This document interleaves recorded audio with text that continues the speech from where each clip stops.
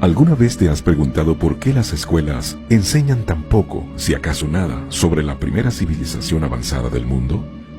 Especialmente cuando introdujo tantas cosas que aún usamos hoy día. ¿Por qué el misterio respecto a Sumeria, el cual estaba en Mesopotamia, lo que es hoy en día Irak? Después de todo, esto es una parte de lo que ellos nos dieron. El calendario moderno basado en los ciclos lunares. El sistema de conteo 6020 usado en la geometría para medir el tiempo, la rueda, el arado, sistemas de riego, como los diques y los canales, veleros. Ellos incluso hablaron el primer idioma conocido y aún más importante, ellos dejaron evidencia de la primera escritura grabada. Esas son muchas contribuciones de inteligencia para la humanidad. Entonces, ¿por qué no hablamos más acerca de esta civilización claramente avanzada e influyente? Bueno, conecta los puntos y descubrirás por qué la omisión puede ser deliberada. Los sumerios eran precisos al crear tantos sistemas avanzados. Aún así, nosotros descartamos su historia del hombre como una mera mitología. ¿Y por qué?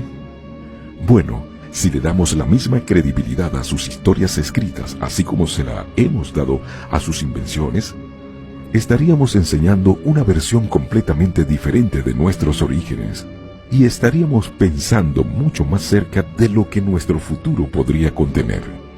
Así que dejemos que los arqueólogos continúen debatiendo la historia y la evolución del hombre. Si vas a la fuente, esto es lo que la primera civilización en registrar la historia reveló acerca de nuestro pasado. En 1849, un arqueólogo británico descubrió 14 tablas en Sumeria. Hoy, estas son las escrituras más antiguas jamás conocidas y se remontan al siglo 24 a.C. Aunque las historias en ellas comparten mucho de lo que dicen otras escrituras antiguas, ellos ponen un giro completamente nuevo en otros textos sagrados antiguos. Verás, mientras ellos sí se refieren a un padre de todos los comienzos, o algún tipo de ser supremo, las tablas dicen que los creadores en el Génesis, el jardín del Edén, Adán y Eva, estos fueron nuestros dioses politeístas, seres de otro mundo, o simplemente ellos eran alienígenas. Las dos primeras tablas enteras explican quiénes eran ellos y de dónde eran. La tercera tabla habla sobre los 6 días de la creación o el establecimiento de la tierra. Luego, explica cómo la raza humana fue genéticamente manipulada por estos seres y que no evolucionaron al azar. Incluso la tecnología que los sumerios nos dieron vino de estos seres. De acuerdo a las tablas sumerias, hace 445.000 años, los dioses creadores, como ellos los llamaban, vinieron a la tierra. Los únicos habitantes en la tierra eran animales salvajes sin domesticar y los antiguos ancestros del hombre. Estos seres fueron llamados los Anunnaki, lo que significa aquellos que del cielo a la tierra vinieron. Los Anunnaki habitaron un distante planeta orbitante, llamado Nibiru, el cual entraba en nuestro sistema solar cada 3.600 años. Ellos describieron que Nibiru era tan grande como el diámetro de la Tierra y abundante en óxido de hierro, haciendo que sus ríos y lagos lucieran rojos. Ahora, una nota adicional sobre Nibiru. De acuerdo a las tablas, la atmósfera de Nibiru comenzó a deteriorarse y se convirtió en un lugar hostil para la vida, y para restaurarlo necesitaban un importante elemento para su atmósfera: oro. Aquí se presentan unos datos interesantes. Existe prueba de que las nanopartículas de oro pueden usarse para reparar nuestro ozono dañado. Protege de la radiación, lo que explica por qué la NASA usa láminas de oro en sus estaciones espaciales. Entonces, cuando los Anunnakis llegaron, fueron capaces de vivir vidas que duraron cientos de miles de años. Crearon una ciudad minera que llamaron Eridu, Estación de Tierra 1, en el Golfo Persa, a cargo de un líder llamado Enki. Las tablas establecen: después de que la nave del rey descendió del cielo, la nave estaba en Erudi. Estos visitantes no estaban solos, trajeron otra raza, se llamaban los Igigi, y trabajaban como sus esclavos. Los Igigi eran considerados como inferiores, Ellos servían extrayendo el oro. Al crecer la civilización, los Igigi soportaban trabajo pesado. Y estas historias coinciden con las tablas babilónicas del siglo XVIII a.C. Cuando los dioses como los hombres soportaban el trabajo, llevaban la carga. La carga de los dioses era grande, el trabajo penoso, la dificultad excesiva.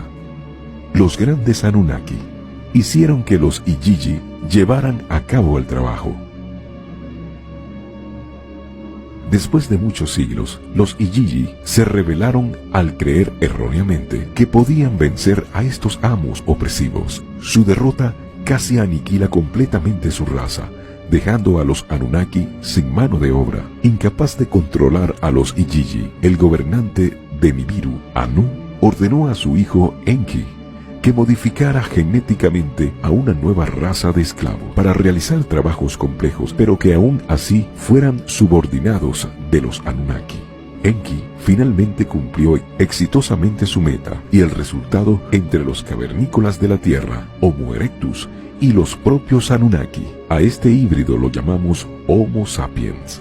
Las tablas llamaron al primer hombre el Adamu. En hebreo, Adán significa hombre. Los Anunnaki, de quienes sabemos vivieron muchos siglos, eran gigantes comparados con los Homo sapiens.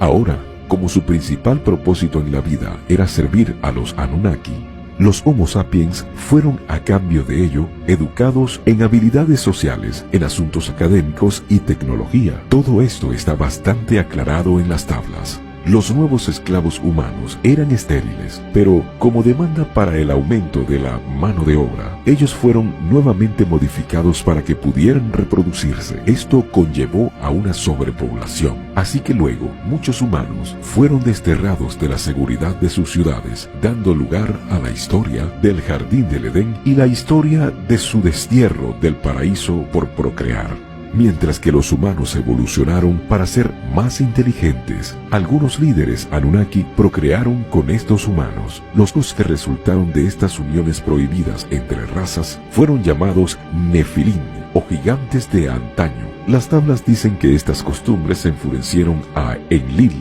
el líder Anunnaki de ese entonces, quien además era el hermano de Enki.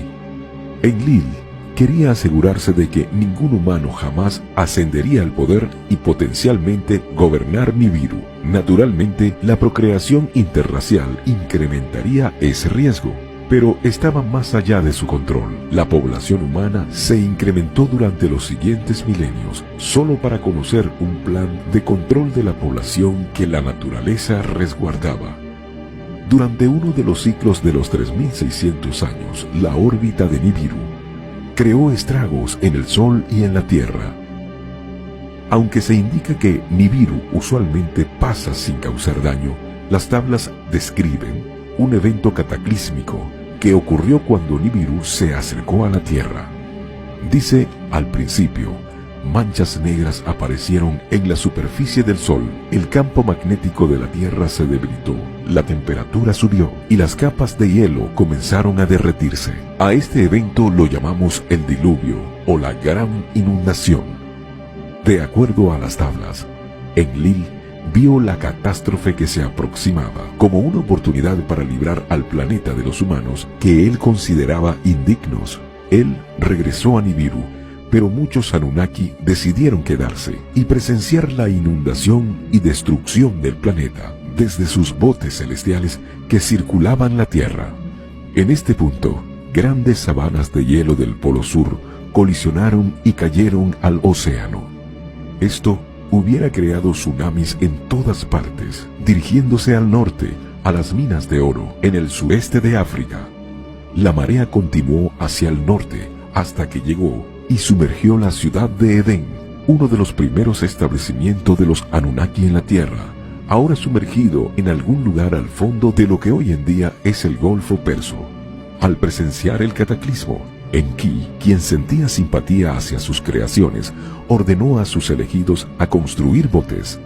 Entre estos pocos humanos se encontraba Ziusudra, a quien conocemos como Noé y su familia. Una gran tormenta con fuertes lluvias comenzó.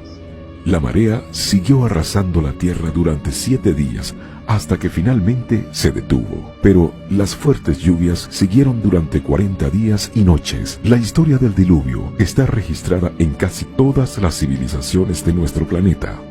Luego del diluvio, la reconstrucción de un nuevo puerto espacial comenzó.